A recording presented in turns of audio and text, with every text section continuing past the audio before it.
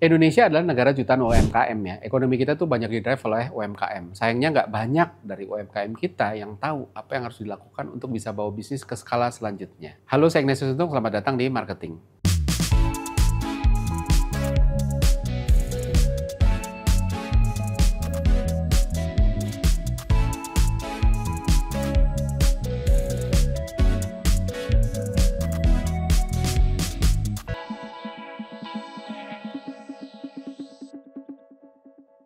UMKM selalu jadi isu yang seksi ketika kita ngomongin bisnis ya. Jadi salah satunya karena jumlah pelaku UMKM kita begitu melimpah ruah, puluhan juta.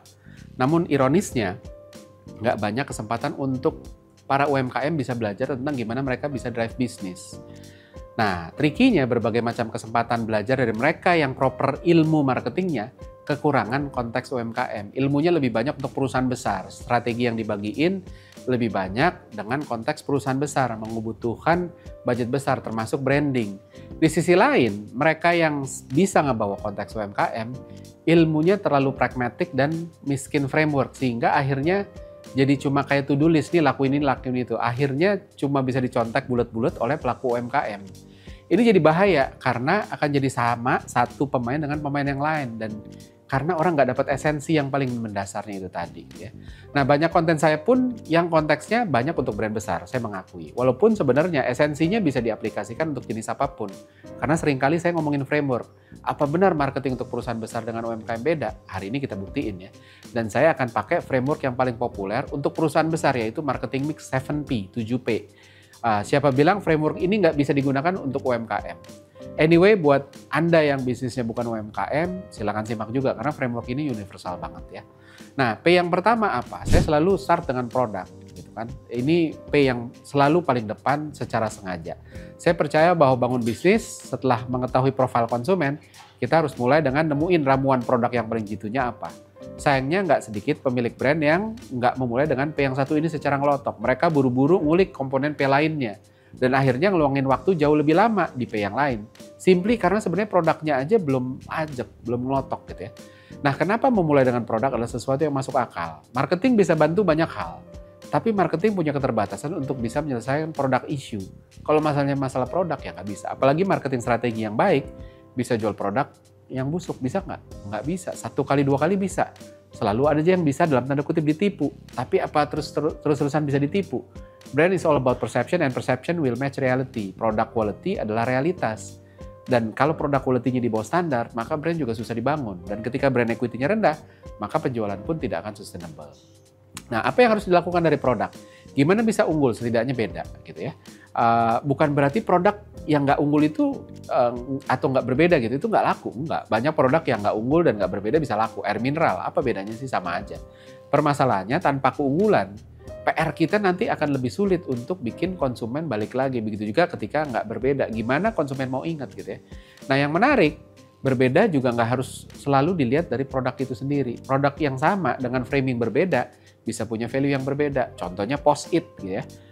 Sebagai lem, Post-it adalah produk yang lemnya nggak merekat, nggak bagus. Tapi dengan perspektifnya dirubah, maka Post-it jadi punya value. Sebagai note di mana orang bisa tempel dan cabut tanpa ada bekas. Jadi ngebangun keunggulan dan keunikan produk nggak harus soal memodifikasi produk, tapi bisa aja dengan memodifikasi perspektifnya. Dan untuk bisa menemukannya, kita perlu mental flexibility itu tadi. Nah, P yang kedua adalah place gitu ya. Place sering diartikan sebagai channel distribusi. Ini adalah tentang di mana channel distribusi kita tersedia. Setidaknya ada beberapa dimensi dalam elemen place ini. Satu, keterjangkauan. Seberapa channel distribusi kita terjangkau. Kita belajar bahwa manusia itu malas. Ngemil keripik aja bisa berhenti ketika keripiknya dijauhin. Padahal jalan sedikitnya juga udah sampai, kita udah bisa ambil lagi gitu ya. Tapi akhirnya kita nggak ngambil lagi hanya dengan menjauhkan kemasan keripiknya. Begitu juga kita lihat gimana Alfamart dan Indomart bisa depan-depan dan keduanya punya pangsa pasar yang sama. Bukan sekedar karena segmen mereka berbeda secara psikografi, tapi lebih ke segmen karena jarak. Bahkan sekedar jaraknya seberang-seberangan, udah deh saya yang nggak perlu nyebrang aja deh, yang di sana milih juga yang nggak perlu nyebrang. Gitu. Jadi mana yang dekat? Maka dari itu, place di sini adalah tentang ngebuat produk kita jadi mudah dijangkau. Jarak tokonya dekat, kemudahan misalnya dengan online. Gitu ya. Termasuk place itu juga soal trustworthiness. Ini adalah tentang seperti apa channel distribusi kita bisa ngebangun kepercayaan terhadap brand kita. Mulai dari seberapa banyak distribution outletnya. Makin banyak, akhirnya jadi kayak punya network kan, jadi lebih terpercaya. Jadi jangkauan dan availability di dekat kita bukan hanya sekedar di mana kita bisa dapetin, tapi juga seberapa ini ngebangun kepercayaan kalau banyak orang jadi percaya gitu ya. Nah selanjutnya baru kita ngomongin price. Ini seringkali jadi momok banyak pebisnis ya. Harga adalah sesuatu yang ditakutkan, tapi juga diusahakan oleh banyak brand owner. Kalau harga pesaing lebih kompetitif, kita pun panik, mulai putar otak berkali-kali. Di sisi lain, kita berusaha cari cara untuk bisa punya harga lebih murah. Ini terjadi karena manusia pada dasarnya selalu menyukai beli lebih murah. Kalau ada yang murah, why not gitu kan? Karena lebih murah adalah pleasure buat otak kita, sementara beli lebih mahal adalah pain. Dan otak kita selalu seek pleasure dan avoid pain. Nah, goal yang harus dicapai oleh brand owner, apapun brandnya, adalah tentang gimana caranya milih harga yang kompetitif. Bisa diartiin lebih murah dengan milih source yang lebih murah, dengan bundling, dengan bantuan promo dari partner pembayaran, atau apapun gitu ya. Tapi nggak harus selalu soal murah aja, kadang harga yang tepat bukanlah harga yang paling murah. Ada pricing strategi, terutama ketika jumlah pesaing nggak banyak. Misalnya ketika jumlah pemainnya di market cuma ada 2. Lebih murah sedikit bikin kagok, nambah dikit bisa dapat yang lebih bagus, jadi kita pilih yang mahal. Tapi murah terlalu banyak bikin orang, aduh mundur deh, lebih jelek kali ya, udah deh beli yang mahal aja. Tapi begitu harganya kita mahal, kita pun nervous gitu ya. Jadi selalu serba salah, murah salah, mahal salah gitu ya. Begitu juga dengan jumlah pemainnya 3. Ketika ada 3, kita pilih yang satu kan kita pikir yang paling murah. Tapi itu habis itu jadi, aduh dianggap murahan. Yang paling tinggi dianggap, aduh paling nggak menarik nih, mahal banget. Tengah mungkin paling aman ya. Nah, jadi ada hal-hal kayak gitu yang kita bisa framing. Jadi pricing juga nggak bisa berdiri sendiri, bergantung framingnya. Dan framing dari anchor lain ya, brandnya gimana? Brand bagus, harga murah, orang curiga. Kok bisa ya brand sebagus ini harganya murah ya? Apa yang salah ya? Tapi brand jelek, harganya murah, makin yakin, oh iya emang dia jelek gitu ya. Nah sebaliknya ketika brandnya jelek, harganya mahal, makin ditinggalin, udah jelek, mahal lagi gitu ya. Begitu juga dengan ukuran. Misalnya contoh, sabun 100 mg harganya 100.000.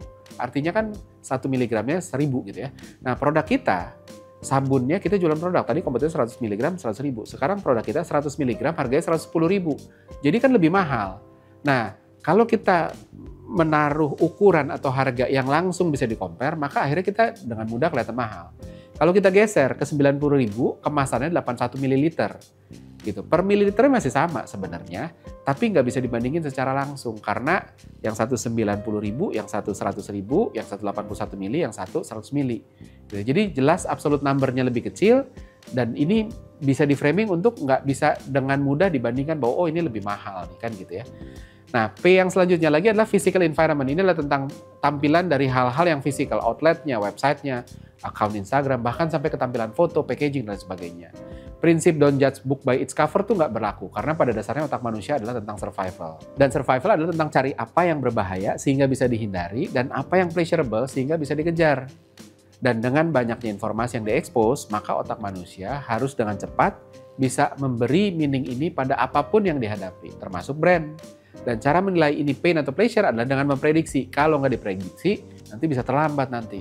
Nah, prediksi tersebut seringkali bermula dari apapun yang bisa dijadikan pegangan untuk memprediksi. Dalam kasus brand, ini adalah physical environment. Kalau outletnya gini, bisa dipercaya nggak ya? Kalau fotonya gitu, makanannya enak nggak ya? Dan lain sebagainya. Ini nggak harus soal bagus-bagusan, tapi setidaknya rapi, proper, dan kasih kesan positif yang relevan.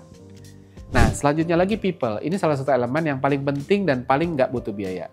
Sayangnya ini seringkali nggak gampang dikejar. Seringkali bukan soal tahu atau nggak tahu, tapi lebih soal nggak bisa karena bukan culture-nya. Ini adalah soal kasih gambaran tentang seberapa baiknya brand kita dari orang-orang yang berhadapan dengan konsumen. Orangnya ramah nggak, kompeten nggak, bisa dipercaya nggak, penampilannya gimana. Kenapa ini penting? Karena ini melibatkan manusia. Dan di sana kesempatan untuk menyentuh sisi emosional dan non-logis itu bisa terbuka. Hanya melalui manusia, brand bisa membangun hubungan secara personalized. Iklan bisa nyentuh emosi, tapi iklan nggak bisa dibikin untuk semua orang. Ada yang suka, ada yang nggak suka. Ketika nggak suka, butuh waktu untuk diganti. Sementara kalau manusia, bisa langsung, bisa di-adjust komunikasi. Oh, kalau ketemu orang begini, ngomongnya gini. Kalau orang yang beda, ngomongnya beda lagi. Dan banyak bisnis, P lainnya nggak kuat, lalu ketutup sama people. Orangnya baik, walaupun tokonya nggak oke, tapi kayaknya nggak masalah deh. Orangnya kompeten, walaupun harganya nggak mahal, agak-agak mahal gitu ya, tapi saya kok ngerasa nyaman ya. Nah, kenapa ini susah? Karena ini bukan soal tahu nggak tahu, tapi bisa atau nggak bisa. Dan biasanya bukan sekedar kemampuan, walaupun bisa dilatih ya, tapi seringkali gagal karena culture-nya nggak sesuai. Misalnya, orangnya introvert, terus habis itu dia jadi frontliner yang harus extrovert, atau sebaliknya. Susah banget. butuh latihan tahunan untuk nggak jadi diri sendiri gitu ya. Orang sales yang pushy disuruh servicing, yang nggak sabar gitu ya, atau sebaliknya juga susah banget. Makanya ini seringkali soal naruh orang di tempat yang tepat.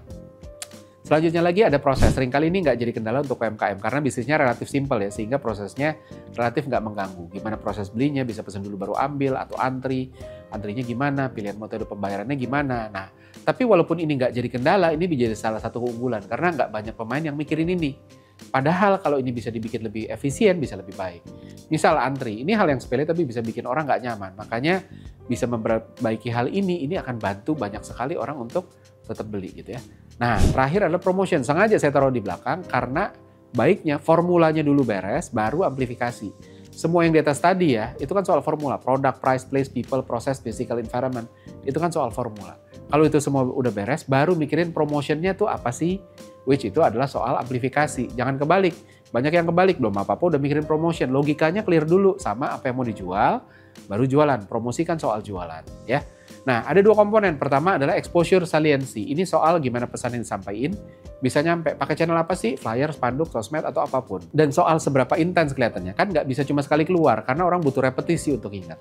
Yang kedua adalah ada komponen messaging. Dan ini seringkali jadi jebakan. Pertama, nggak mikirin pesannya apa. Cuma mikirin mau pasang di mana, begitu udah keluar, promosinya kok nggak ada dampaknya.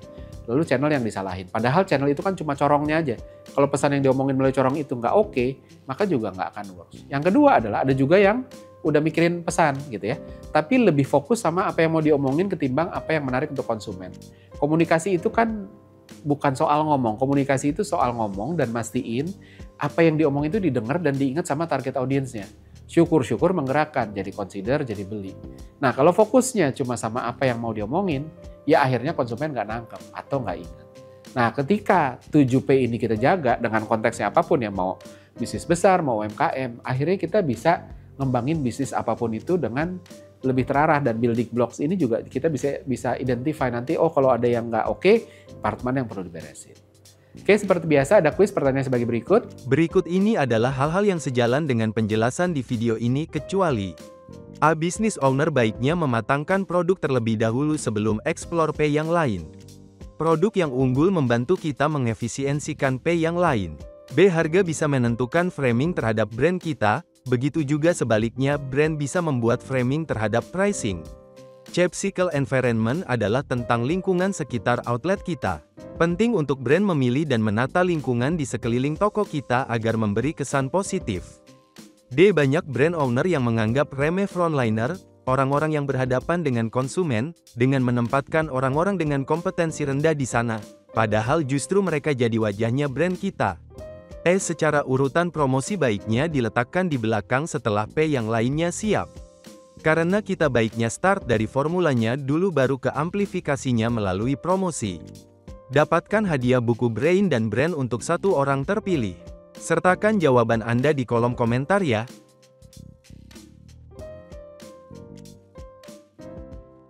Dan pemenang dari episode kali ini bisa disaksikan di episode selanjutnya. Maka dari itu selalu saksikan Marketing di Marketers TV. Saya Ignatius Untung, pamit undur diri.